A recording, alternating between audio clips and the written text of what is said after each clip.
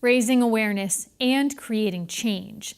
That's what many students are trying to do around the issue of gun violence. Recently, dozens of students marched from Worcester to Springfield with their message. What was that message? Connecting Point's Brian Sullivan brings us the story. From the distance, the sounds of chants and rally cries could be heard as student organizers and several other anti-gun violence groups marched southbound into Springfield on Sunday, August 26th. Lining the northbound side of the road, while not nearly as vocal, were dozens of advocates of Second Amendment rights.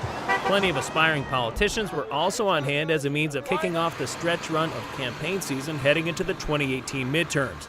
But with a single-driven focus, the anti-gun violence contingent marched on, with the final mile of that four-day trek culminating here, directly across the street from 2100 Roosevelt Avenue in Springfield, the home of none other than Smith & Wesson. The symbolism of the rally's location seemed fairly obvious, but the fact that no one from Smith & Wesson was willing to join the debate, coupled with the optics of an 8-foot perimeter fence topped with barbed wire that surrounds the property, certainly helped solidify the us versus them angle that the group may have been hoping for. Each speaker endured the mid-afternoon dog days of summer heat to deliver a seemingly endless string of applause lines. The overall message, however, appeared to be directed less toward the people who were in attendance and more toward those who couldn't, or more to the point, wouldn't be there.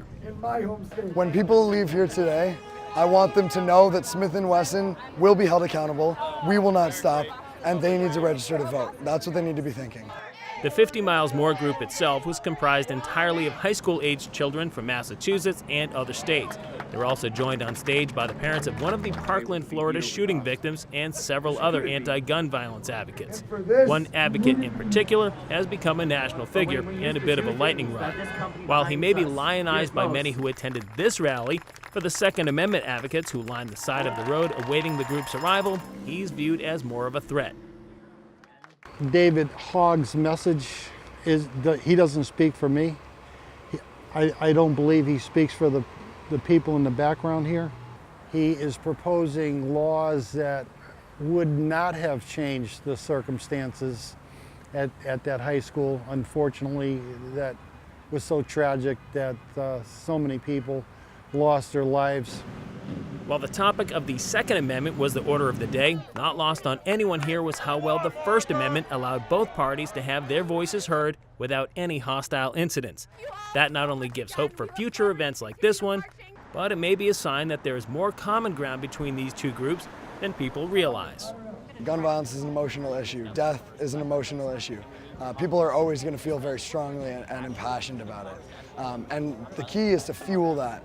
You want people to focus, because we all want the same thing. We want gun violence reduced.